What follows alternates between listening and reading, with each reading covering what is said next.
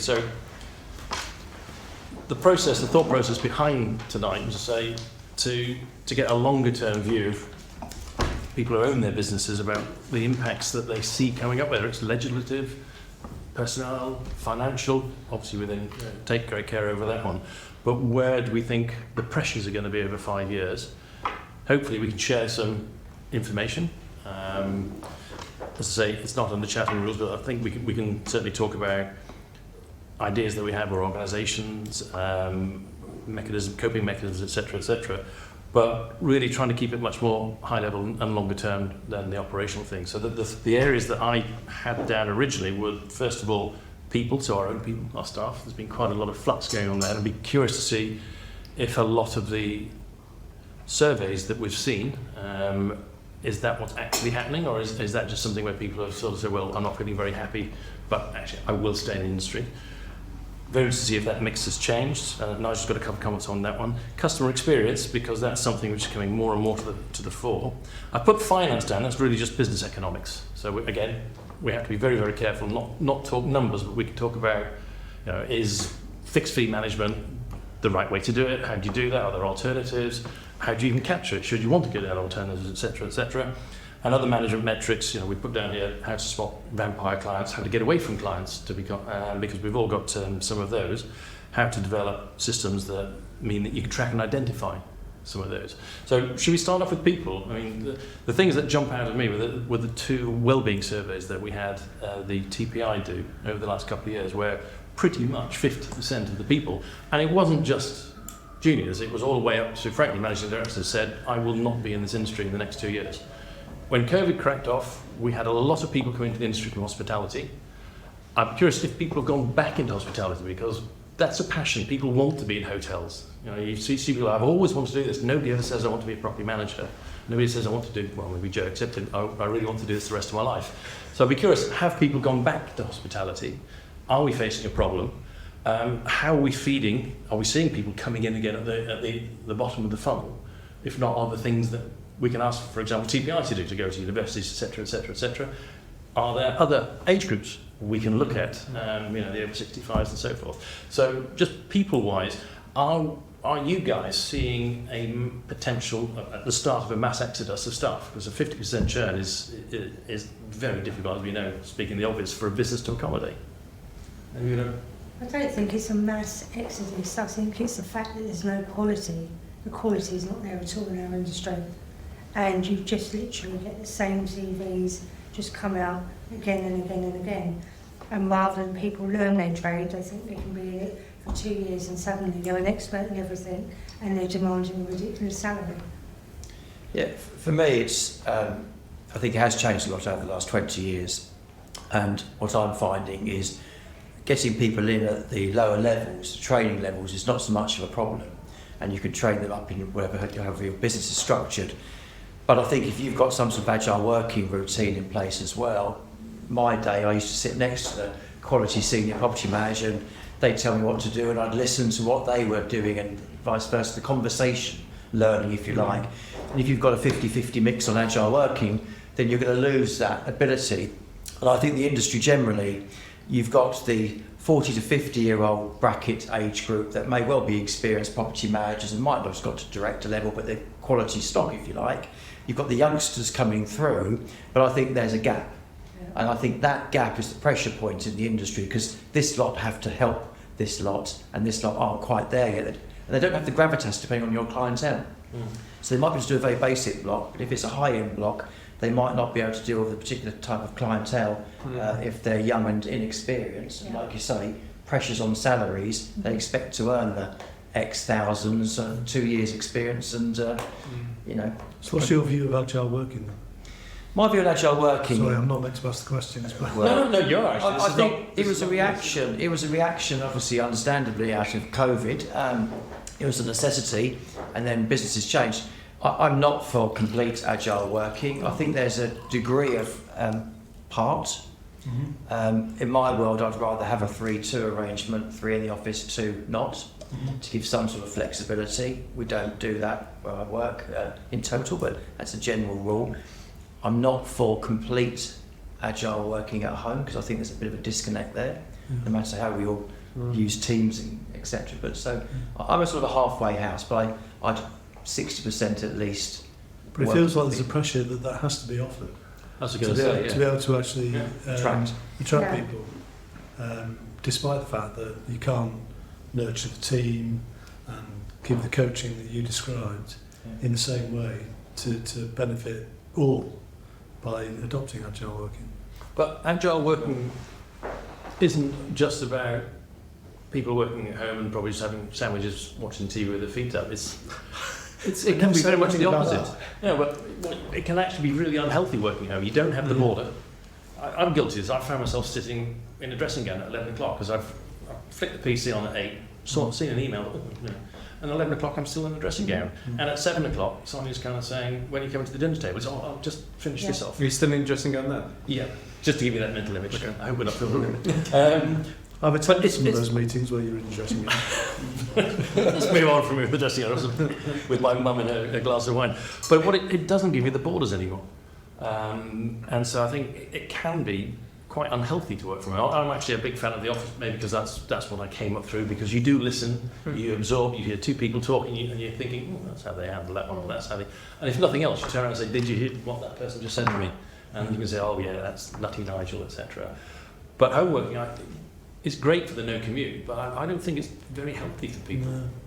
Just I mentally. think, but I think there are benefits for people who have complicated lives Yeah. and families, and I think it probably introduces potential candidates into the sector that might not be there if it was a purely office-based position. And I think the world has changed slightly as a result of the pandemic, and we have to recognise that to a degree. Do we all adopt agile working? Yeah. Yeah. It works well, because we give people the option. They can either come into the office or they can work from home, 3-2. And the majority of our staff come into the office, that's their choice, because they don't want to work from home. But our property managers, our northern office is very different to the southern office. So, our northern guys have to maybe, drive 3 hours to get to our office, which is just not a productive, time for their time of the day. But, they'll come to the office because they want to, but then they'll also work from home, and that work-life balance is great now for them, and I think if you can offer that as an employee, then I think that's a massive bonus now. Yeah, But you've got to manage that. Over my dead body when you work from home, because when you work, but actually I've been surprised and proved wrong. I think for the majority of our staff, the productivity is no different from home working than not. And it depends on the individuals as well, doesn't it? Of course, Yeah. yeah, absolutely. If you're in a one-bedroom flat, working from home's pressure, it's stress, and you'd probably want to be in 5 days.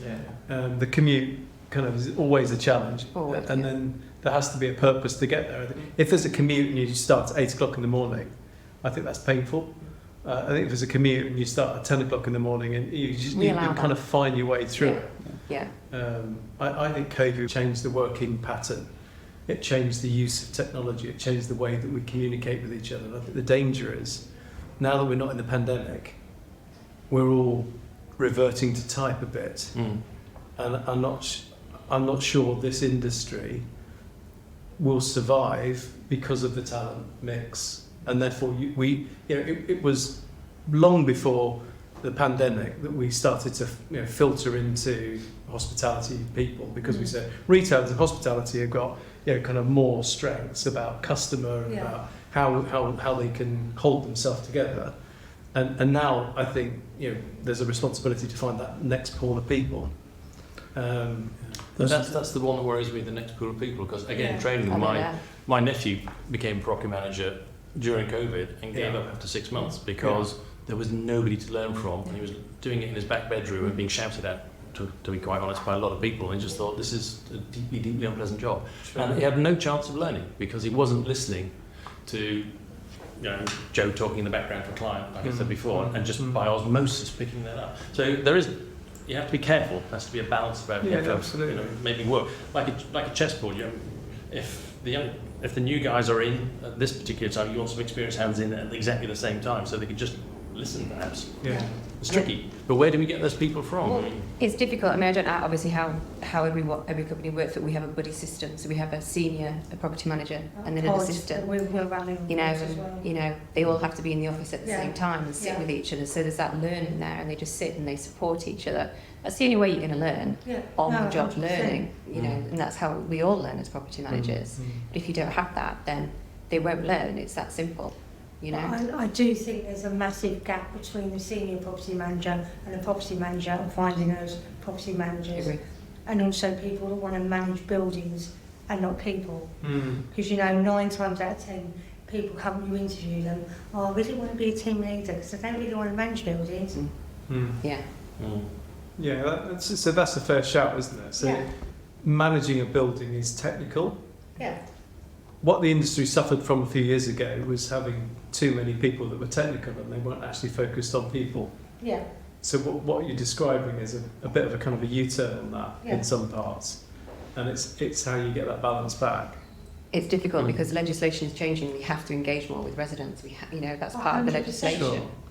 And how do you teach that to the and younger how generation? Do you know, the Building Safety Act, you look at it and you go, oh my God, I mean, we literally have gone through it line by line thinking, How do you how do on that? earth are we going to implement this, Mm. make sure that we're protected, our clients are protected, Mm. and everyone's doing what they need to be doing. And it can't be, you know, somebody that's been in the industry 5 minutes that is able to relay that and make Yeah. sure it's all ticked. So many years ago, and I'm sort of, touching on one of my favourite subjects at the moment, because as I'm getting older, I'm beginning to realise there's old people in this country. I was part of the senior leadership team for B&Q, and we did a huge amount of work trying to understand how we got people to engage with customers, to give them the confidence to be able to do projects at home, you know, so DIY projects. It wasn't really a thing that the UK was doing a lot of.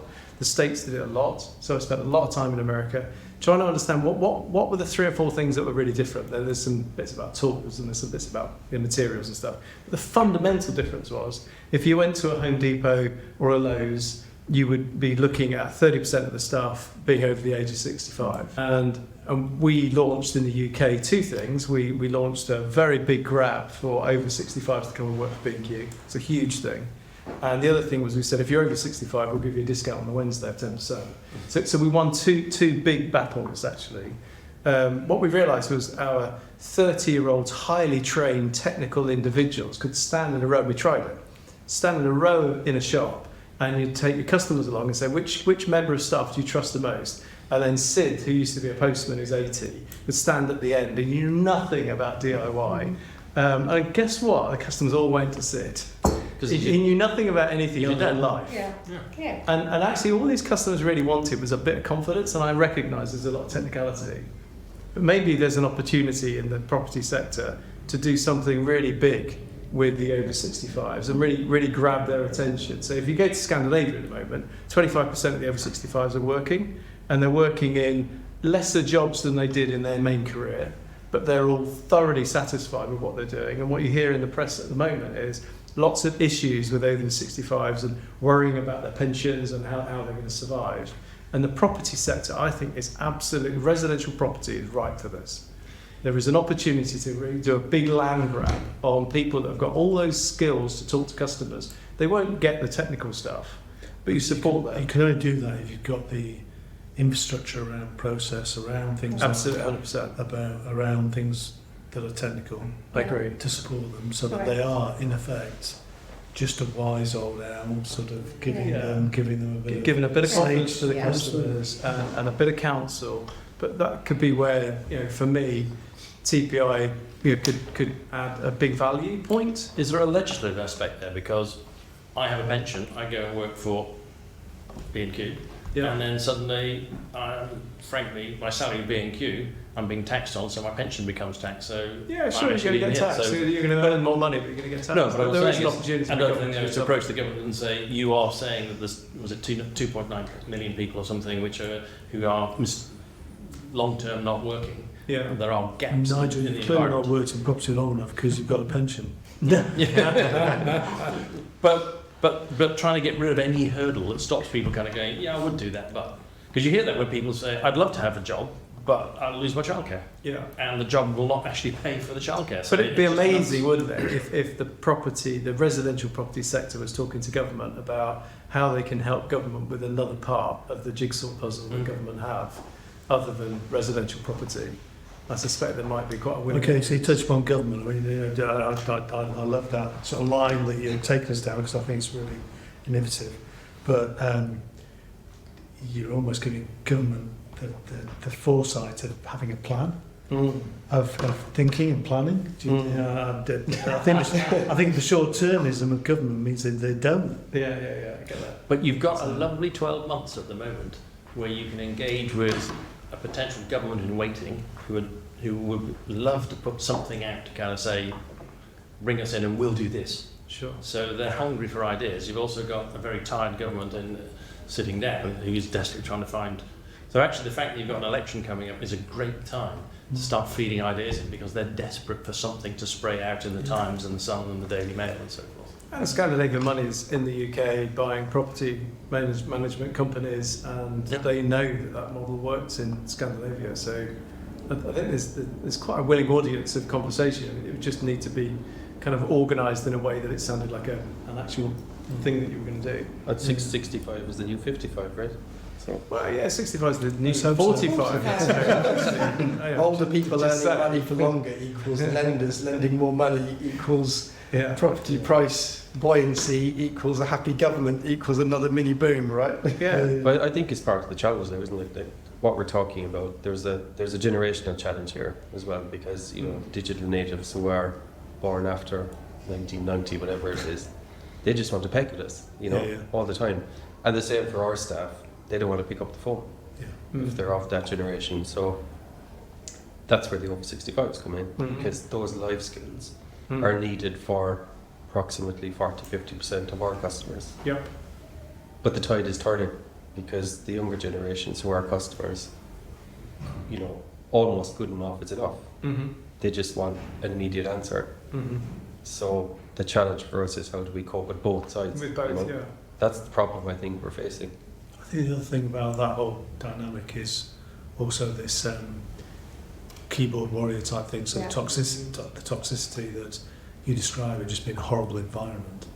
How do you overcome the toxic nature of individuals who just go down a path of wanting to blame someone? I wish I had the answer for that. I mean, it's one of the great failings, I think, of my time at the TPI, that we didn't manage to reset the dial on how people saw the industry. And I have personal views about that. Again, if we're down to the fees, I think the one fee fits all just begs you to be abused, because naturally, if you're going to say, I'll work for you all day for 50 quid, I'll give you everything I possibly can. Whereas if it's 50 quid to dig that trench and 50 quid to do that, then I'll think a bit more about it. But it is a difficult situation. And again, in that survey, it's like 1 in 9 people have been physically abused, not just verbally, but actually being physically pushed. And I know his friend of mine, Rob Mayer of Insurity, I think he's looking at this app, which actually is frankly an alarm. So you can just shake the phone and it starts recording. If you feel threatened, it's got to that stage, which is awful. And we've seen it. We've seen, in Italy, there's 2 women were shot by a disgruntled member of the board. I think the same happened in the States, wasn't it? So it really is getting strange. But we're not seen as a profession. And I'd actually be interesting to think why you think we're not. One of my things is to say, because professions don't say, whatever the number is, X £100 a year, I'll just do whatever. But what is the job? So if you look at, candidate comes to you and says, what's the job? So how do you describe that in the space you've got in a 20-minute interview? The job is potentially endless, isn't it, in terms of the variety of roles and tasks that you might be called upon to deal with. And then from a professional point of view as a business, what is the job? You're saying however much per flat per year or whatever, but you get drawn into endless stuff that's sort of related to your fundamental contractual roles. But because it's a community situation and there are customers here as well as clients, and those can be different entities, you feel obliged to get pulled into all sorts of other stuff. Just because you're maintaining relationships and you need to maintain long-term relationships. So the nature of the role for both the individuals who are trying to perform it and the companies who are trying to deliver a contractual service is very, very hard to define. And I think that's a fundamental issue which we've got, which makes it hard, both for employees, property managers and businesses, to nail it down. And it's definitely hard over smaller businesses who, for those property managers, they have to do all aspects of the role. You probably don't have a safety team, for example, to come and dig out the property. I dream about having a safety team. But it's trying to take out those elements of the role that are fearful and scary, to be quite honest. Yeah. But then there's a delivery issue there. To have that, to actually take that pain away, such that they're only focused on the key aspects of the role.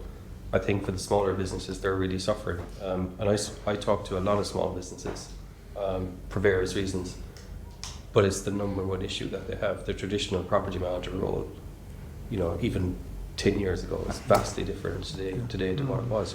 But now, do you find it varies regionally as well? It does. Yeah. It So, does. you touched upon to your experience, and, there's an element of London-centric us, and London is very different Completely. to other markets. And so when you operate in different markets, you have to have a very different service offering. Absolutely, yeah. But that's the problem. For so many years, our industry has been a race to the bottom because you're competing against certain firms that have got they've got the numbers. It's a numbers game at the end of the day. So they've got the numbers, so they can say we can do X amount, where a smaller agent that wants to give a better service can't do that. You see, I'd argue I'd argue that differently in the north, massively. We're so undercut by smaller agents. Really? I think in London, it's definitely being driven by the two big names out there. No, not in the north. Yeah. They're totally different. Yeah, that wasn't my experience in London. The example I always give was somebody said, you are the property manager we've been waiting for all our lives, but you're 10 quid more than this person. I was going, 10 quid, 30 units, 300 quid a year. Yeah. But that was sufficient because all managing agents are the same.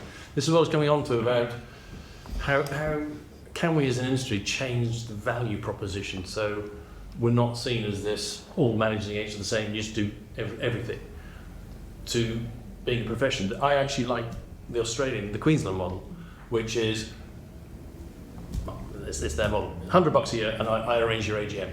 That's it. That's all I do. Every 6 minutes after that is $5. And if you want me to do it, I'll do it. If you want to do it, you do it. But who's the client? Who's instructing? That is the board there, the Commonhold, the strata board is the instructor. So do the individual owner residents there have access to that person or not? Yes. Yeah, because it's the Commonhold structure. So it's So similar to RMCs over here. Forgive me, this is a sort of a learning experience. So Mrs. Proggins from Flat 6 phones up and says, I've got an issue. So then the manager says, well, I can't do that because I'm only being paid to do so much, so go away and talk to your board. Yep. That's what happens. Yeah. That's what happens, and the board has to decide whether or not they want to do it. Because some boards, like I say, and it actually opens up an extra word transparency, because some boards say we want you to do nothing. The $100 is it. Everybody comes to us. Others say, she rings you up, you deal with it, we'll pay you. We're not interested in getting involved. Do you think people in the UK want that responsibility? I don't know. I've got long established views on who should sit on volunteer boards and whether they're good or bad. There are pros and cons. I do find it staggering in this day and age that we're saying, health and safety is paramount, but let's put complete amateurs in charge. I find that very strange. We're 95% RMC. Yeah. And we don't particularly have difficulty getting people to come on board. They're normally fairly aggressive, toxic, people with a chip on the shoulder for some reason. But we have no problem getting on board. And we, other than in London, we adopt what we call the Australian model. Oh, interesting. So we charge a very, very base fee. And we have a schedule of charges where, okay, you want us to do more than 2 meetings a year, you'll be charged for that.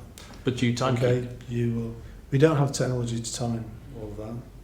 So this is something which comes a little bit later on, but we mentioned about vampire clients. Mm-hmm. How do you know which clients are actually, because I'm absolutely convinced all of you, if you actually did this, you probably know who they are, but there'll be Yeah. some clients who are the old 80-20 rule. Yeah. And I've had this conversation with people. I say, how can we possibly measure time? We used to work at JP Morgan, quite a big place. We didn't measure time by the second, but what you did is each month you said, how much time, you got 10, who did you do? And after a few months you kind of go, every month you're telling you should spend a hell of a lot of time. We want you to start timing that client, and let's find out if this is real. And then you can go to the client and say, Yeah. that's what's going on. Yeah, the and model, we'll have to the model isn't that. I mean, the model is that we have a very defined service for the management fee, the set fee, and then you want out of hours, you pay for it. You want health and safety report, you pay for it. You want people to inspect the emergency lighting, you'll pay for it. You want, you'll pay for it. So that's how we build the. Yeah. We trialled that, we timed it. So a couple of years ago we brought in a system so all the staff could log all their minutes and seconds that they worked on all our clients. And it worked for about 3 or 4 months, and then staff would start forgetting and they wouldn't log, and then you couldn't track it. But then you'd go to a client who was an RMC, this is in the north, which is very different, and they'd be like, well, we'll just go to someone down the road who will undercut you by £10 per unit, and because you're a small business, it's like, well, do we lose that fee? Or do we just carry on and do what we're doing? And it's a very difficult balance there. If you push them away and if they come back, because I did that in Bristol with clients that said that, and it was, okay, go somewhere else, by mutual agreement, do it It's not really in my nature to do that. that. Sometimes I think if you're some pushed too far, business, sometimes it's you need It's to... not bad You have business. to know. We had it with a building in St John's Wood. When I looked at it, we were losing money. Yeah, They were literally draining the property manager. yeah. And the minute we sat down, we had a conversation, right, we need to double the fee, great, agreed it, and then 2 weeks later, we're going out to tender. Yeah. I turned around and said, you know See you what, later. we won't be tendering Yeah. for that. We can all complain, we've all got stories about customers who are unreasonable, but it's not like people say, well, why don't you like bus companies? It's not the same, because you can't say, I am not moving this bus till you step off, because we are legally obliged to keep dealing with somebody who is very difficult. Now, again, back to the TPI, it gave us sort of an unreasonable behaviour guidance there, which people found useful. But any shared experiences about how to deal with people who are either customers or leaseholders or residents who are difficult? It's that balance, because they're not the client, but you have to treat them like they are the client. We've got a lot of retirement homes where they have obviously residents association who you have to obviously communicate with, but they aren't the client. But if you don't treat them that way and keep them in communication, then there's Trustpilot reviews, and you are absolutely slandered. So it's a really difficult balance. But they are the customer. But they are the And customer. they're paying you. Yeah, exactly. I think it's a test of reasonableness, personally. Yeah. If you have a problematic leaseholder, you take the reasonable approach, you explain why you think they're being unreasonable. Of course, you can then do the TBI, etc. Detail. And at some stage, you're going to have to write to them and say, we're not going to respond to you. And if they become aggressive, then you get your lawyers to send an appropriate, sensible letter to them. The slight issue with that, of course, is they have every right to go through the complaints procedure, go to the Ombudsman. You could get fined for that. They could go to Armour, etc., etc. But you've got to just back your own case. And worst case, you might have to make a business decision. One leaseholder is... I took on a building in Kensington about a month ago, and they effectively forgot to tell me about the number of agents they'd gone through over the last 6 or 7 years. And it was sort of sold as less. And I had a conversation only yesterday with the board, and they said, listen, Richard, we've got this leaseholder, and we're really trying to protect your property manager, but she's a nightmare. And she's got rid of 3 agents and gone through copious amounts of property managers, and it's a red flag. So you're already thinking exactly that. And I said, I'll go and see her from the outset. I'll explain I'm aware of the history. Let's start off with good foot. But if you step out of line, I'm going to go through this process with you.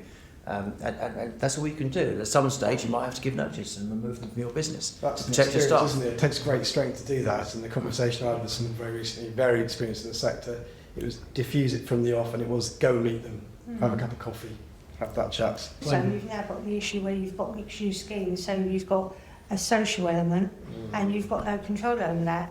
And the social element have got no control over the tenants because the council are putting the tenants in. So you end up with tenants with mental health issues, and in a penthouse where they paid £4 million and this tenant kicking off every 2 minutes. So- that was my so- second biggest time drain I ever dealt with was exactly that scenario. Yeah. So we blame Thatcher for putting care back into the community, do we? Or is that a northern view? No, no. I mean, if you look across Europe, I think England, Nigel, you know it's better than I, but from memory, it's something like England's got 1.7 purpose-built units for 100,000 people above the age of 65. Then Germany's like 3.8, and Holland's 4.2 or something. But American we 6 are, and Australia's and we are 7. way off what we should have for people either in specialist care or retirement, because you do get more difficult as you get older. I do. But that's We'll have something to do a which- land grab on them to come and work in our sector. Definitely. No, that's it. I want to give it a job. But Fire with fire. But what we do then have is, if you like, a sort of disgruntled proportion of the population living in leasehold, and communal living is difficult enough when you've got small differences, but when you've got generational differences, I want to go home when I'm 20 and have a party on a Friday night. Now, upstairs probably doesn't appreciate that very much. Well, that at the moment we've inversed with our upstairs neighbour. So there are sort of systemic issues that we've got. Again, something I always end up talking about government because that's what I used to do. Something that perhaps the industry can start talking to government about, saying, you need to make it easier for retirement homes to be constructed, operated, financed, to ease the pressure on the rest of on the rest of it, because everybody's competing for the same flats. Can I pose a question to Kim? In the, you've worked in Europe and you've worked in Australia as well.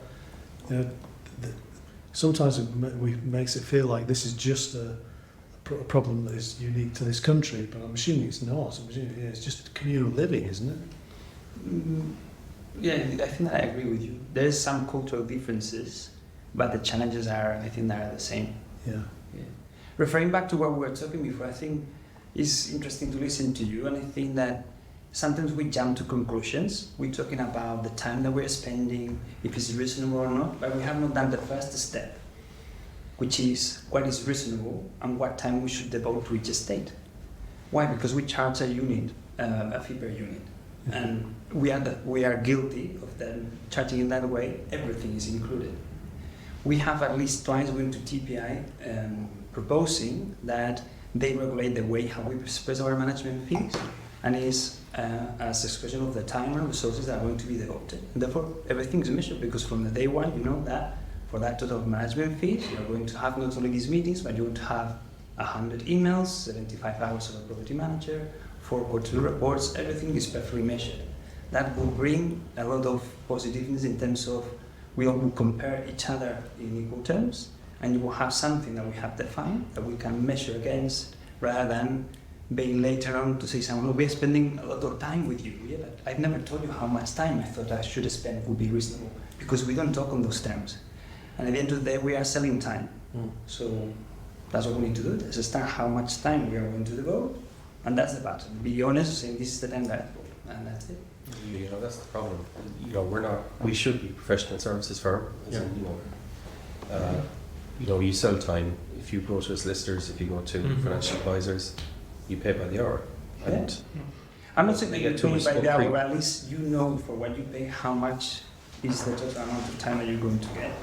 And it will be up to you if you Well, want to charge for a little bit more. I go back to the point of the toxic customers, though. I'd be a little bit more optimistic, I think, because we had to meet with the ombudsman recently, because they were handling a number of complaints without going through our process. So we had to just try to understand what was going on. And they said it's gone up since COVID by 40%, the amount of volume. But there was one old dear in the corner, she had seen it all, she'd been around for years. And I remember the GFC, she was talking about 208, 209, same thing. It just blew up back then as well, and then it came back down. So maybe it is cyclical, maybe it's not so bad. Maybe once the pressures of the safety actually start to relent a little bit, people might feel a bit better.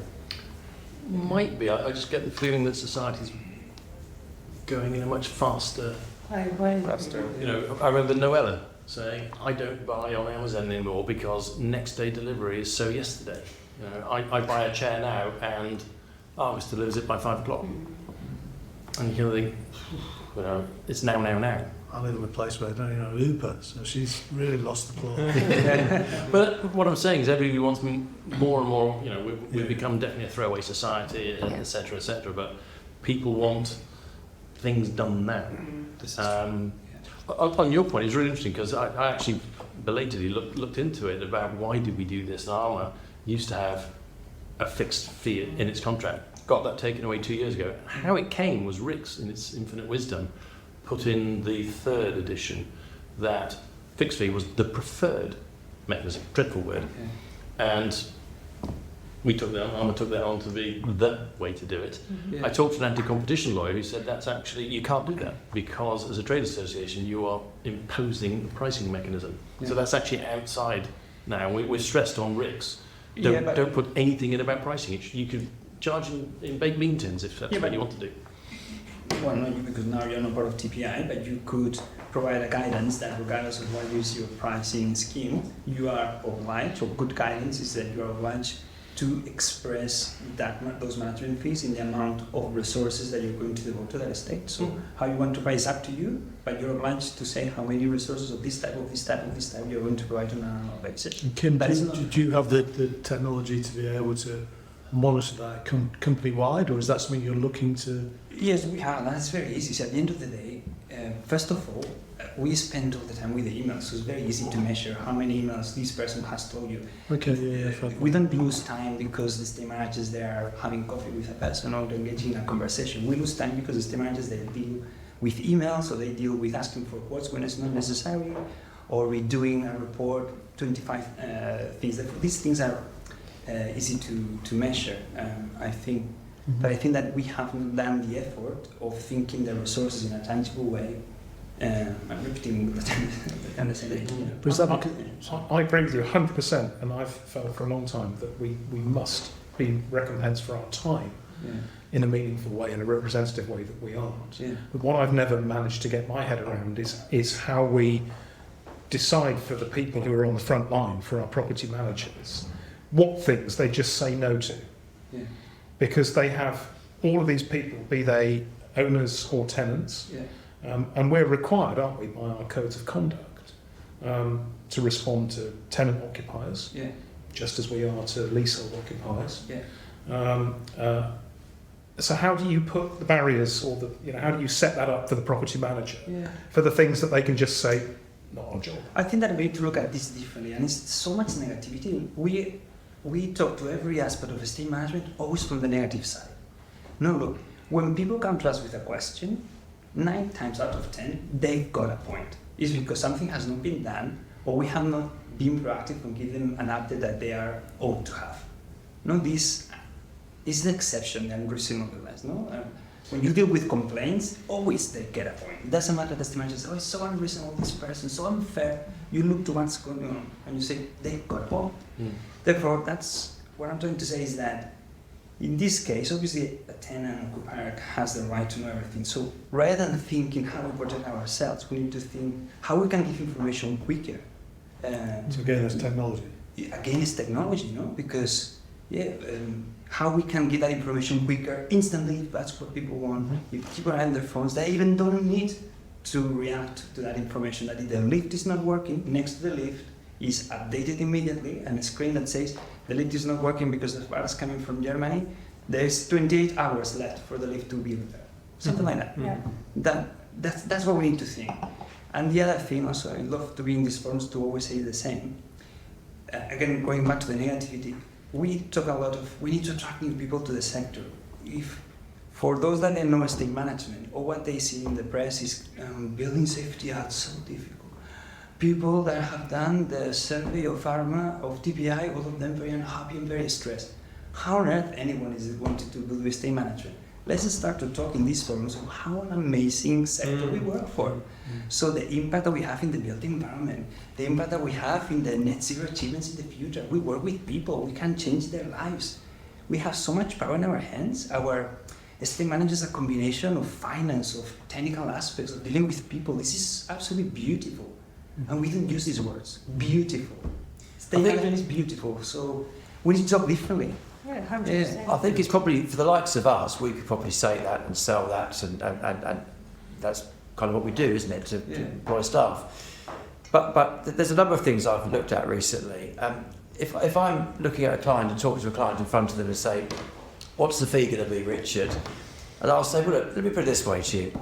I said, you're going to ask me in a minute, how many blocks does each property manager look after? So I have 18 property managers. I said, well, some might do 3, and some might do 10 and 12 blocks, depends on, then I've got 10 trainees and blah, blah, blah. I said, so it's very difficult. Well, your footprint could be 50 units, the one next door could be 125 units, because that's period property, that's brand new. I said, the way I look at it is, if I know a property manager needs to have an income of X per head to make the numbers, the P&L count work, would you like me to divide that by 4 times, 8 times, or 12 times? Oh. So only the other day I spoke to someone on a new business pitch, and I said, well, if you pay me that, I said, you've got them for a day a week. That's just the frontline property manager. They've got all these support staff and God knows what behind them as well. But the one person I know you're going to speak to, if you pay that, they'll have the X blocks. If you pay that, they'll have Y blocks. And try and do it on that basis. And I think what Armour have done over the years is they have gone away from the one price fixes, provides everything, and they've got their different appendices now, haven't they? You know, the core service includes this lot on this page, and then additional services, you have to set them all out. And I suspect a lot of businesses, give or take, might go down that road. You might have some exceptions that go the extreme, and then the opposite end as well.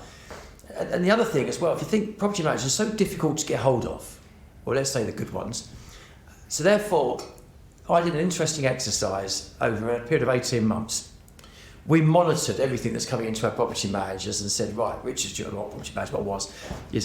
Everything that comes into Richard Benson, how much does Richard Benson actually have to deal with? And we had an average percentage of 50% was actually for me, because the other 50% was insurance claims, subletting, assignment packs, account manager.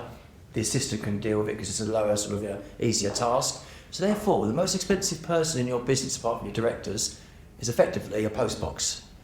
So we did an alternative approach to that, and we've got an alternative method, dedicated emails per blocks, that sort of stuff. Therefore, somebody else looks at it and triages it off. So the property manager, gets the stuff they should only deal with, that sort of thing. So there's different ways of looking at it. Yeah. And it's trying and testing it. Yeah. It's like assistants, isn't it? Lots of people have assistant property managers, and I was convinced to get restructured a few years ago. We've got 10 assistant property managers. I said, right, okay, well, I learned like that, fine. Forward wind 18 months, and we had a couple of people leave. So a few of us had to get back on the tools for a few months. Interesting, I managed blocks for ages. One really high end, one near Canary Wharf, one low end basic. Got the assistants. I used them a lot on that one, the basic stuff, because they could do the basic stuff. Didn't use them at all on that, because I spent too long telling them about that, and I might as well do it myself. And then I did a percentage per building usage of the assistant property managers. And therefore, rather than having 10, do you now go to 6 and use the other 4 headcounts for doing more specific tasks? So it's just looking at your constant business model and changes of the environment, isn't it? Yeah. So yeah. Okay, you raised something which is another pet hobby horse of mine, about changing property management from being reactive to being proactive. And one of the disappointments for me of COVID was the fact normally when a paradigm shift affecting society like that comes along, technology pops up because somebody in the back bedroom goes, hallelujah, this thing I've been working from, its time has come. And I haven't seen anything apart from drones, which just helps us not do scaffolding. But I always keep asking me what technology is out there. I think there's a lot going on. I think it's just the affordability and the rollout in such a way that it makes a difference. I think you'll find a lot changes in a very short space of time. I remember one of the most fun lunches I ever had in First Sport was I used to meet my contractors once a month. Yeah. And it was good to hear from the contractors what they thought of the business and how we treated them and how we could make things better. And one lunch stood out, and it was the lift operators. And there was about 20 people in the boardroom, and I had no idea. I was too inexperienced to judge, but we had all the big guys there, all the big multinational companies, and we had the small guys there. And I learned a thing about closed protocol and open protocol in that lunch. And I had to take a call in the middle of the lunch, and I went out for 10 minutes, and I came back in, and it was like a playground fight almost. These guys were so angry with each other. So the closed protocol big companies were saying, we're not going to give you our lunch. And the open protocol guys are saying, yeah, but we can do so much more, particularly with technology. And I made a point that there was we weren't going to do any more closed protocol in first ports. Figure it out. We gave them all notice from a legal perspective, and we moved to open protocol. The advances we made in lift breakdowns was phenomenal. I drive an Audi, it's never broken down, ever. The computer tells me when something's going wrong with the car, and I have plenty of time to get to the garage to fix it out, so it's never an inconvenience. And in lift management, from a technology point of view, there's lots of little chips you can put in lifts, and it will tell you how the widgets are going up and down, and this one's got to a certain point and it needs to be changed long before it ever breaks down. So to your point about, wouldn't it be great if we had a sign on the lift to say, the parts are in Germany and they'll be here in another 28 hours, wouldn't it be even better if the lift never broke down? Yeah, absolutely. And I think you're 100% right. I think the idea that we're hiding behind some of the pain that we have to put forward and the pain that our property managers go through, strategically and from a paradigm perspective, wouldn't it be amazing if we could do what other industries have done, particularly the car industry, and make those changes? People are proud to be part of something that's new and fresh and solving a problem. Yeah. And we all know around this table what the big problems are. So you can talk about Mrs. Miggins and she's pissed off because something's gone wrong. She's pissed off because something happened a long time ago, and we could be saying, do you know what, Mrs. Miggins, your lift's never going to break down on you again. You're never going to be trapped on the 8th floor ever again. And wouldn't that be a statement we could make? They're the things that the industry needs to be able to do, to put forward, to say, we're on this. And there's probably only 4 or 5 of those things that need to happen, and then suddenly the floodgates will open for the other 20. Because we'll get into the routine of being able to say all the positive things about... we look after people's homes. For me, I've been in retail my entire life. There's nothing more exciting than looking after somebody's home and getting it right. And yeah, there are all the vigilantes and all the technologies that people can complain. But they only complain if they've got something to complain about. And if we took that away from them, then actually they'd just get on with things like living their life and getting on with it. That's got to be the way forward. I think technology has a huge part to play here, and no doubt you'll mention AI later, but the technology has. But at the end of the day, behind technology, someone's got to input something into it, and that person's got to be the right sort of person, have the right sort of quality content. Yeah. Because if we all employ, people that don't actually know what they're doing, or they've just done the textbook stuff and can't always apply it, then we could all have the technology, but it won't still be good enough. Or if you don't have enough people, you're not keeping up with the technology, it's not updating all the time. So again, it's, what's the happy medium in the meantime? When can we achieve that goal? Yeah. I think a lot of it boils down to the staff again still. There is a big staffing challenge in this industry. There's the youngsters, that's the older set, the set in the middle. It's trying to close the gap, and then everything else. But it's also, so I don't disagree with you, but it's making the industry attractive to all. Yeah. And that, I haven't heard that. I've heard what the problems are. I haven't heard that kind of statement you got closest to it, which is to say, we are a brilliant industry. Yeah. And it doesn't matter where you are in the world, this is a really, really good job to have. How do you make that statement? Because you'll be amazed on who might come out of the woodwork. Yeah. Well, we discussed this in Oxford, didn't we? We were talking about net zero and saying, if you think building safety is scary, wait till you get to net zero, because it's every single block, and the outcome is terrible in terms of what happens to the planet. But you're in a unique position here as property managers to actually do something that's good in the world. And the nice thing is the stuff you can do tomorrow, which is the technology. So it's been a huge education for me doing the net zero stuff I was doing, because it's just things like, I know for my firm, we get a boiler engineer just to make sure that the heat exchangers were cleaned and signed off. I had no concept of return temperature deltas. That's something you can do today. You can go out. I was saying the thing. Go out to your desk today, and you can just check, or ask somebody to go out and check temperature going out, temperature coming back. Is it between 12 and 20 degrees? Because if it isn't, you're burning gas for no reason whatsoever and wasting people's money and hurting the environment, that's something you can do tomorrow. Then you can get technology in, which means instead of being reactive and saying the bills have gone up, you're being proactive, saying, oh, I'm noticing here that it's gone up a bit. You can either tweak it remotely, which would be astonishing, and that's doable, or you can send somebody else to tweak it. But that changes us from being reactive property managers to proactive property managers using very simple technology. And as kind of following on what you were saying, what an amazing thing you can do for yourself and your next generation today. Yeah, absolutely. Most RMC board directors would support it with consultation of minor improvements. If you're going to repair something, you just repair it a bit better. I do think people overthink improvement, personally. I don't know what other people think in the room with that. I thought Jeff made a very good comment, Jeff Platt, at the IPM conference. There's only one Jeff. Yeah. So I've always been kind of saying, well, to do net zero, we have to change legislation to allow specific improvements because you've got to be so careful because landlords might gold coat and so forth. But Jeff just said, son, why don't we just say allow improvements? Because you've always got reasonableness there. Yeah. And in 99 years' time, the building, you don't want a 99-year-old building, you want a building that has been improved. So, fibre broadband, technically an improvement. So let's just get rid of this thing that you must only repair and maintain. Allow improvements, but know that there is the backstop to protect leaseholders from abuse of the reasonableness test. And, I was thinking, yeah, actually, Jeff, you're right. That was me trying to fashion my legislative bit for this. It's a wider issue. So has TPI, forgive me because I don't know, has TPI got a technical expert On property management? Is there somebody that is in TPI that can absolutely take the lead on? I think Because the challenge is that sitting around the table, everyone's got their own individual budgets, and technology is fucking expensive, often, particularly at the beginning. And if the industry are trying to do something, then how does everybody solve the problem for everybody else?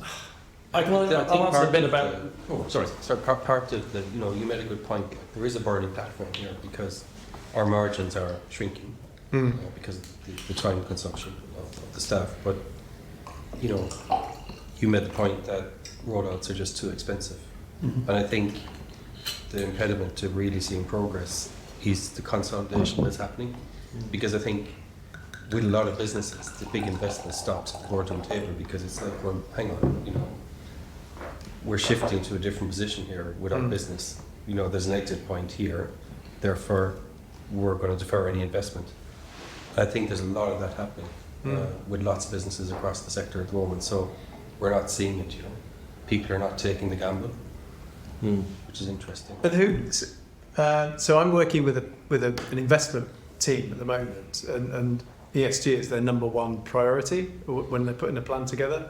They have to be able to, before they get to IRR, they have to demonstrate what the ESG is on that project. So it's a really high perspective. I just wonder whether the investors should be in this conversation because they're the ones that could invest in technology, new technology, and a lot of the big investors all invest in technology in their portfolios anyway. So it's only a case of pulling in one portfolio into another. So which is kind of outside the remit of a property manager, but it's kind of where these follow the money. It's where these decisions are made. But there are things that can be done. So TPI, I went to go and see Bosch to talk about their R&D programs. Part of that was a firm teed up with a few firms who would do freebie installs to get over the difficulty of doing an improvement. And the idea being then we could sort of say, right, here's case studies now for property managers to go out and say, every block's different, but on this block, this is what happened, and it seems to make sense. Or if it doesn't, then you go to government and say, well, you need to, I'm afraid it has to be something like government, you're going to need to kickstart this because otherwise that's the plan, that's the cost effectiveness, so it won't work unless you somehow come up with capital grants, tax breaks or whatever. So, I think CPI can do some of that.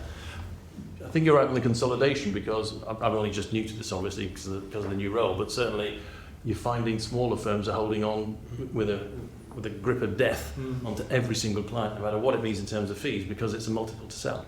Which is your point about the race to the bottom. Yeah, 100%. And I think that's part of, I remember my first ARMA conference standing up and looking across the sea of people, ladies accepted, who were like in their late 50s. I was thinking, Oh, hold on. Late 50s. you know, these are in your 30s, but thinking, who's going to pass this business on? So, as you know, I've always said there's going to be, I always believe there'd be big consolidation. I expected at the bottom end, not so much at the top end, so it kind of went the opposite way. But I still think that consolidation will happen because it's not a profitable business. People's kids don't want to do it. And I think that is having a bit of a drag because people are hanging on like blue death to unprofitable sites. And it's because hard. a lot of them. It's hard. It's a hard industry. It's hard to keep the motivation of the team. It's hard to keep your clients. Yep. It's hard to know the legislation. Yep. As a small business, it's hard. Kim, I've never heard anyone speak about property management in the, I know, in the way yeah. you've spoken about it today. And I find it really genuinely inspiring. And so thank you, it's fantastic. But I still think there's a big gap between the way you talk about it and the experience of property managers. I think it On depends the on your ground. portfolio as well. Potentially. But, You know, but I think the experience of people who work in the industry is that, for better or worse, it is attritional. A lot of the contact they have with people is negative. And I think we have a distance to go to get to the place where you think we could be. Yeah. And absolutely that's got to be the aspiration Yeah. for us. But how do we get there? And I don't just think it's about technology. No. I think it's about people too. Yeah. And personally, I think we have to try and get the role recognised professionally to a greater extent than it is at the moment. Because it is one of the most complicated jobs in the world. Yeah. It is. I fundamentally believe. Yeah. Do you think that? And it's not paid well enough. Yeah. I totally agree. I think that when I come across positive, it's not positive per se. I think that we need to analyze the negative, but in this petit committee. But outside of this room, if we could do that, only positive things. But also obviously analyze the negative in order to put a solution. And it's not only technology. The other big thing is training. How many of our staff know the physical principles of a communal heating, or know about the concept of inertia, or the concept of cash flow? None.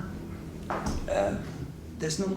Let's be honest here. We work with people in a professional sector with no professionals, with people that they don't have the basic concepts of economy, of finances, of a set of physics, of building technology. They don't. That's why I always said when I first came to this country and I saw what a chartered surveyor was, and I'm a chartered civil engineer. I thought they should oblige that a estate manager is a chartered surveyor, bare minimum. Absolutely bare minimum. If not, you cannot be a property manager. Could not care less that you are MRPN or you are chartered surveyor. So you demonstrate you have knowledge in all these aspects, and no, you cannot manage that building. Some boutique agents are employing surveyors now to do property managers, Yes. and they offer that and that. Yeah, premium but what price. happens also, you go to rigs, and again, we are not making the residential property management attractive enough for rigs taking seriously. That is a proper ABC route for becoming chartered surveyors in the residential management world. So for me, the other big thing is training, and training is proper training, not to do a course for 2 days or a course, an online course. No, proper training, almost at degree level, where you know all the aspects of financial management, building technology, customer service, psychology, everything. Accountancy, law, Yeah. Well, media, counselling. Let me tell you what we've mediation. done. Yeah. How many first thing the first thing that they tell you is which section of the Landlord and Tenant Act? No, look, it's not all about that.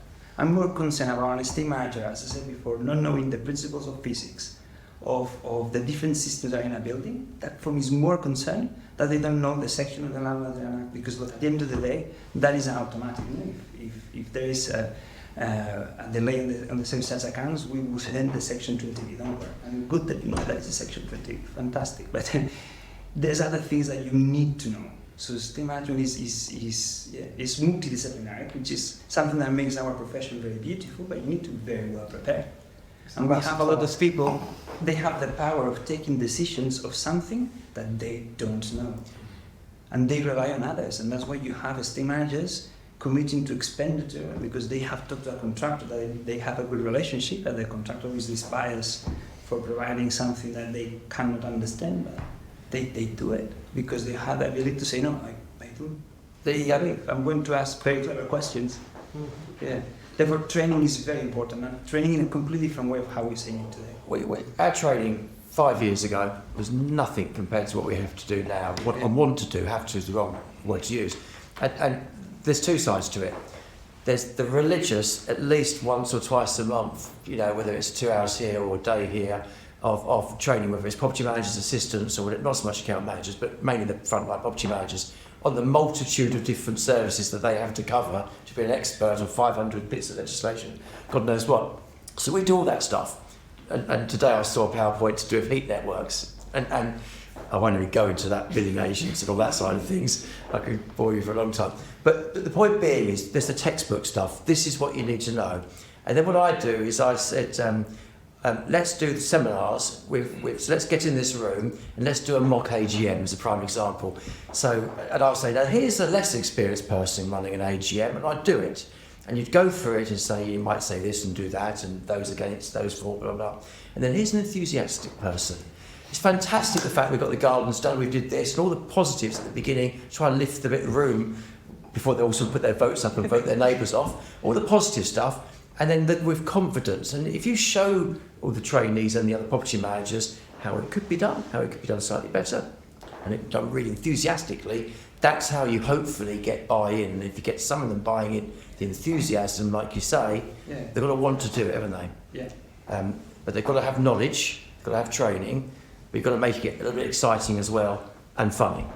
But where can we get these people from? You know, we might get a quick bolster of the 65-year-olds plus, but where people fall into property management by accident. You know, there is no university degree, which actually I've argued I think there should be, because I'm pretty sure you can fill out a 3-year. But having chatted briefly with a couple of universities, it was, well, we need to know there's the demand there before we'll set up a course and hire professors. So, you know, you need to guarantee jobs at the other end. So it's a bit disjointed from that point of view. But somehow finding those people, I think the hospitality people were a bit of a windfall, because we recognise the fungible thing, but the fungible talents that they had. But how can we get these people in to start feeding that funnel and hopefully stay with us? So people fall into retail. I've heard that all my entire career. People fall into retail. People fall into hospitality. People fall into lots of different jobs, and we're no different to that actually. We're the same as everybody else. You can go to university, you can get a retail degree. Not many people do. Hospitality. I'm sorry to interrupt. So many people I speak to in the hospitality industry, they say, I've always wanted to be in hospitality. I've always wanted to live in hotels. Really? And work in hotels. You know, it's my dream, because it might have an international aspect. And I like working with people, and it's glamorous. So many people I've talked to in hotels, that has been what they want to do, like being a chef. Yeah. I want to be a chef. So I think being a chef is different to being in hospitality. I think they just see. No, I'm just saying there are certain professions that people just seem to be drawn towards. Yeah. I think it's just the property industry needs to be able to say lots of very constructive, positive things about the industry before it says all the negative things. Yeah.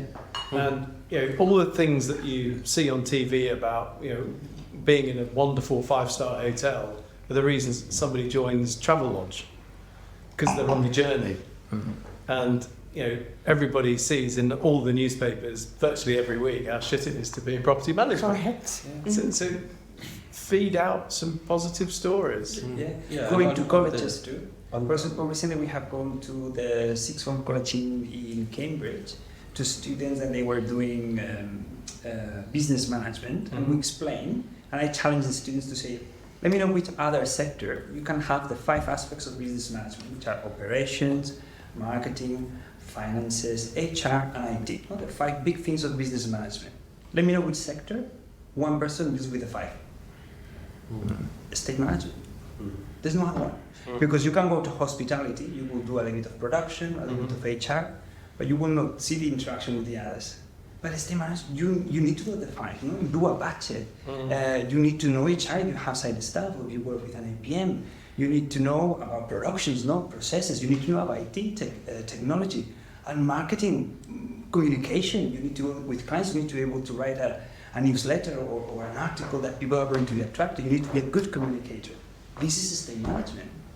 And we have people doing business management degrees and going to work for other companies that they sell themselves better than we do, just to do one of these disciplines only. That's why estate management is so good.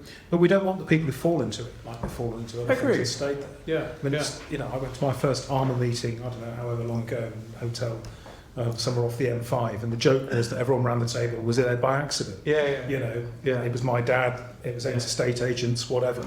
And 30 years later, I kind of feel as if I'm still in the same place, that we're sort of slightly all in it by accident. Whereas what we need to achieve, and I don't know how we get there, but his We conversation employ Kim is- to go out into the marketplace. absolutely, is where people say, I want to be a property manager. Yeah. The big companies need to get behind it. That's the truth of it. So First Sport, I haven't been there for many years, but the last 3 years I was there, the best day of the year, bar none, was when we brought the graduates in. And I remember the first year we took 10 graduates in, and we struggled a bit to get the 10 graduates. On the third year, we had 200 applications for each graduate place, because the universities believed that we had something to offer, and the universities talked about what First Sport had as it touched everything. But do you think there's an attractiveness in a bigger organisation because there's a ladder to climb? No, I think it's just a label. If it didn't say First Sport, it said property management, and everybody else was there was a way in. If you want to bring in bright graduates, you need to have a purpose. Yeah. And they'll buy into that, and the students will talk to each other. And I'm still in touch with each board director had a graduate allocated to them, and it was your job for 12 months to make sure that they were okay. And I'm still in touch with the 3 graduates that I spoke to 6 or 7 years ago, and I know where they are in the world and what they're up to, because you make a bond. What I'm always impressed by, the people that sit around these tables, are how bloody good you are at what you do. And the commitment and the dedication to the industry. And then the industry doesn't seem to come together to make a thing and a statement. And therefore it's left for Rendon Rittner or First Sport, whoever else has got a bit of money to be able to do it. And I think that's a real shame. That was the reason I became a part of Armour, because I just felt like that was the bringing together of all the smaller voices that haven't quite got the money, but collectively make it into a big statement. So TPI must be all over that like a rash. My brother-in-law, he works for a bank, and he goes and talks in schools. Yeah, exactly. And talks up the industry and Absolutely. just takes it 100%. from questions. And I think I raised that at Armour quite some time ago. But that's a good idea. Yeah, of course. We should get volunteers from all of our different firms and say, let's just cover off certain schools. Possibly, yeah. For a couple of months, but shouldn't TPI be leading on doing the university built rounds and so forth? Yeah, well, if I have maybe it's a bit of a contrary view, but Emily, who's leading the surveys for TPI, we interviewed her recently. She's joining us, so I had a go at her about this. I don't think that those surveys should be led without our involvement as employers. I think it's a little tone deaf, if I'm being honest. I think, we're the ones carrying the bag at the end of it, and all of our staff are being told how shit it is working in the industry, and they're coming to us for solutions, but we're not part of the engagement. I think it needs to start there, really. Back to you, very valid point. We need to talk it up. But is there a piece here about mandating qualification? That will come. Yeah, it follows. It will come. Yeah. What does it follow? Enthusiasm. What you want is 200 applicants for every place in the property industry, and it just needs to go into the newspapers. It needs to be talked about. There needs to be spokesmen sitting around this table that are able to say something about it. Yeah. It will. I've got 3 teenagers in the house that are all looking for jobs at various points. Not one of them is thinking about joining the property industry. Yeah. Not for any other reason. They're out shouted by every other industry that wants to talk to them. But don't you think, though, that we're ignoring the fact that we could have the most amazing property managers, but the fundamental flaw is the fact that the legislation that's in place does not allow us to do our job right now? It's both. Because I think it's both. It's so, both. so when sorry to cut across you. When I did the lift thing, I had absolutely no idea whether it would work or it wouldn't. So we took our biggest scheme, had 36 lifts in it, and it was my biggest nightmare. It was, I asked the property managers how busy they were, and they told me how many emails I got a day. That was how they measured themselves. I'm sure they probably still do. And there was 2 property managers in this particular property, and they were inundated by emails. They were swamped over. They couldn't deal with it. And we sorted the lifts out, and almost in the first week, I saw these two property managers in the office, and their faces looked different. But we can't fix this. I mean, we have legislation in place that doesn't allow us to fix our buildings right now. Yep. So we have unsafe buildings that are a risk to the residents, and the residents are aware of this because of all the PR and everything that's in the news at the minute, and they're all contacting our property managers to ask them why we're not fixing their buildings, and we legally can't fix them. And this is the issue, and this is where the pressure is coming from across my entire team, that they are coming to me and saying, I don't know what to say.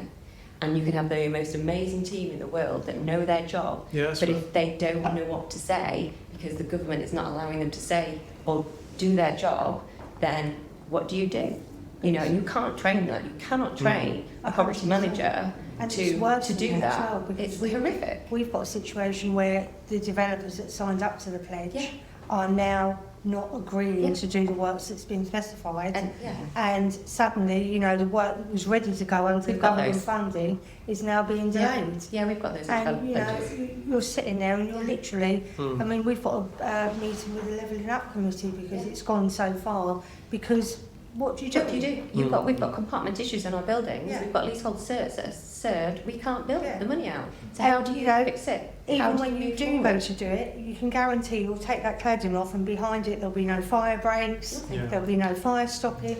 It just doesn't stop. Because it's a matter of time. I think that there is also, we want to go very fast.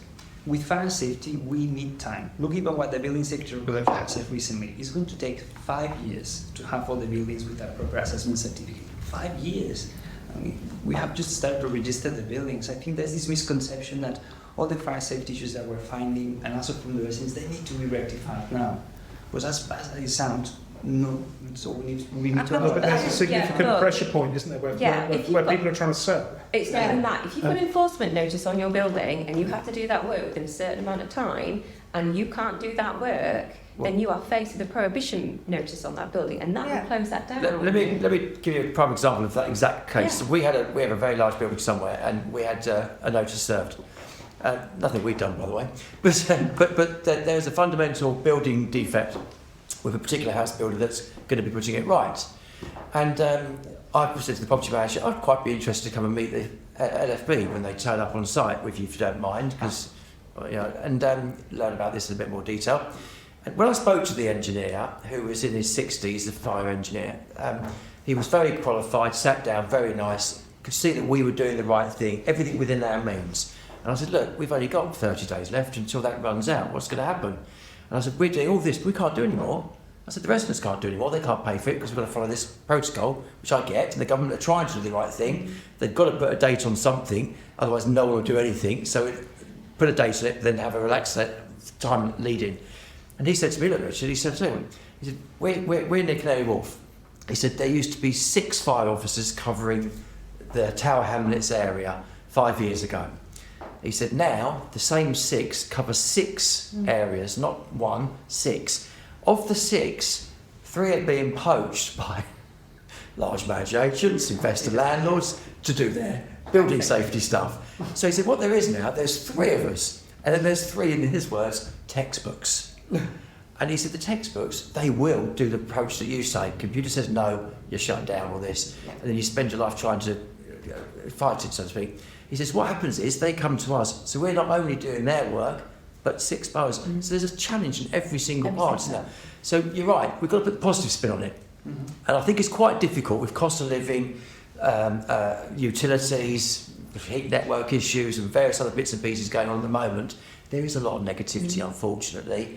And some of us can talk it up all day long, but the poor old property manager, sometimes you've really got to keep them motivated, haven't you? And it's a challenge.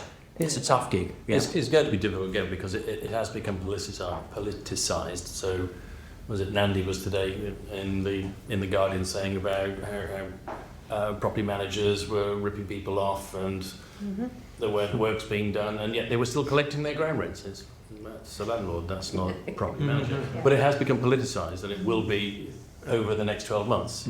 I think the education isn't there for leaseholders either. We've been sending out leaseholder certs, and we get abused for that. We're not giving you that information. Like, you need to give us this to help you. They're not interested. It's just there's a there's a lack there for them. Even signing up to get the money from the pledge, I mean, you've got to like 2 or 4 or 5 times. You're like, no, we're doing this for you. To make sure we can get your building safe. But if we come back to what we can control, because a lot of that stuff we can't control, it's outside of our remit, really, isn't it? So what we can definitely control is look after our teams better and attract better people into the sector. And you made very good points. And I think to fight back against that negatively, we should definitely be more confident in talking it up. You've got all this legislation coming on, which is the correct thing to do to make people's homes safe. But on the flip side, you can't charge any more money for it. Correct. So what do? You go and put up. So you look at your management fee and say, right, well, I need to put the basic management fee up because I'm not allowed to call it fire safety over there. And you might go to your client and say, can I have £15 per unit extra, please? £1.50 a month per leaseholder extra. And it's sheer horror, isn't it? In some cases, some fine. So I think the government are introducing things, which is great. There might be some unrealistic timeframes, but equally they've got to be able to get the people who are looking after the person's biggest asset in their entire life the ability to charge a reasonable fee to be able to adhere to that and keep it moving at momentum. And I think that's one of the challenges as well. I mean, you've got the building safety case. I mean, that's in a whole other world of what agents have to do if some of their clients are asking them to do that. And some of our clients are asking us to prepare that and register the buildings. We've been doing that for quite a while. We've been preparing some of the big buildings. It's a lot of responsibility that's sat there. And, leaseholders won't even know what you're doing, all that kind of thing. And PI insurance, look at PI insurance.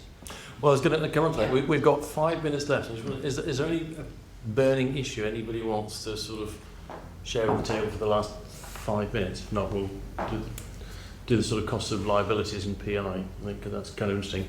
And I did have the quickie one about, is anybody actually using AI at all in any form? Oh, my team apparently seems to be using the chat AI for all their letters, apparently, which is going down really well after the conference. But what about using, I mean, we don't want to have chat GDP or whatever the hell it's called, diagnosing people's cancer, but having it as an interface to provide the instant, yes, we know the lift is done, etc., etc. You don't need a human being to do that. I think there's a revolution coming with Copilot from Microsoft 365, which is the equivalent of ChatGPT, and is the AI provider you know more that will sit along all the Microsoft 365 package.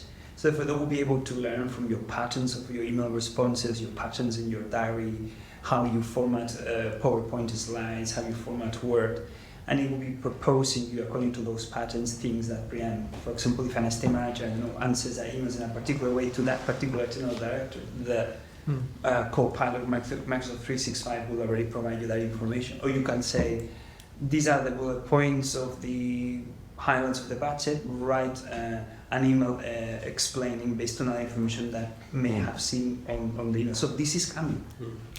There's a bunch of Russian fraudsters who write emails about me. This is the thing that is incredible. It's the texting now, isn't it? You swipe to the right and it's already written a sentence for you. The other day, this is very funny, we did an internal training session of leadership focused on Myers-Briggs, and it was when a member of the team, that poor thing, she spent almost 2 weeks preparing this presentation, and she put so much love into it. And it happens that just like 20 minutes before she was doing the presentation, we were talking about ChatGPT, and I put on the screen her, and I said, look, for example, let's put ChatGPT. Can you please, propose a content for a leadership presentation focused on Myers-Briggs? Just that sentence. In 30 seconds, the ChatGPT provided the content of what that presentation could be, which always, we don't see if it was better or worse than what she did, but it was a matter of seconds for the work that the other person had been doing for 2 weeks. A very silly example, but so representative, and this technology is already there, and it's free. That is something we could use, because people want an answer. Yeah. As long as you don't pretend it's a human being, nothing drives me nuts more than knowing I'm chatting to a bot that's desperately trying to be, called Emma or something. But you say, ask our bot your question. It might just be, what was the difference in electricity price this year and last year? It could do that. Because all people want is the answer. They don't necessarily want to speak. They want to speak to somebody when they can't get the answer. So I think that's good. I am a bit wary about it because, as we all know, you put something actually quite specific in chat GPT, and it'll come up with something that sounds right. But if you know the subject, you'll know it's actually talking complete tosh. That's because it's a baby. Yeah. It's going to grow. So to Martin's Very point clever. earlier about an hour or so ago, what will happen is the customers won't contact the property manager, Yeah, they'll they'll put just it go on into Google. Yeah. Yeah. They'll get their answer. Yeah. So why has my service charge has gone up Yeah. 8%? Oh, right. I don't know how you standardise this. No, you don't. But It's very difficult. That's an example which Yeah. That could work for us. when I first started property management, this comes on to what you were saying earlier. So I remember somebody rang me up and said, "Yeah, it's gone up. Would you mind if I ask you why?" I would go, "I'm delighted you've even rung me to ask because it's your money we're spending. Let me talk you through it." And at the end, the person went, "It's gone. Now I understand why. Obviously I'd rather it didn't, but I understand why, and I accept." Yeah. And I think that's the way you phrase it. And if AI bot can say, "Why is my electricity gone up 8%?" and might say a bit about Putin, but it could be stuff about, we've installed more radiators, etc. That because people on the fifth floor were cold because they're over 65 and working at B&Q all day. But people just want answers. Yeah. Because the best way to head off a complaint is to pick up the phone, or just to, it doesn't matter if you started the process, just all Goes that back to the person life wants skills. is... Yeah. Well, that's the point. It goes back to the life skills. You bring in Yeah. that older set. Absolutely. They can do that bit. They absolutely could. It But just nobody puts wants to pressure see a off the complaint users. all the way through. They just Yeah. want it resolved. And if you can Yeah. do that with a Yeah. chatbot or whatever, Yeah. at Yeah. point one, fantastic. Nigel, I had a similar situation. I employed one of our estate agents. Actually used to work for us, but went to somewhere else. He was an estate agent, very good, knew his business, top of his game, just wanted out of it. And his wife works for me. I said, "Graham, come in. I'll train out as a property manager." She came to the office and spent 2 days telling me all about property management, all the positive stuff, and then some more challenging stuff. So it's completely transparent. He did it for 6 months. 2 days. He was great at speaking to people. He did it for 6 months. Fantastic at speaking to people. Fantastic at meeting people. Couldn't get the fact that he couldn't clear his emails down every day. So it's very bespoke things, isn't it? Yeah, So yeah. therefore, Yeah. fine. That sort of person, get them to do that, answering the Yeah. telephone, doing that, and that only, and then get all this lot doing this. Yeah. So I suppose it's the way you structure it and Yeah. adhere it, isn't it? Yeah, So, it is. If you're a football team of 11 players, you don't want them all to be goalkeepers. Exactly. Yeah. No, but then someone's going to phone up and ask the goalie how to score from the penalty spot. Yeah, completely. Yeah. And he can't Yeah, that's answer the that risk. question. They can't, That's the no. risk, yeah. This is That's, his own that's the penalty. challenge. isn't But it? we've got that already with the youngsters coming up, quite rightly. They've got to train through the industry. We've got that already, haven't we? So you could try and do something at the other end. Right, 10 o'clock. So that's the end of the session. Personally, thanks a lot for accepting the invite coming along. But thank you again for all of that, and hope you enjoyed it. Thank you. That was really good. It was really good. Good conversation. Thank you.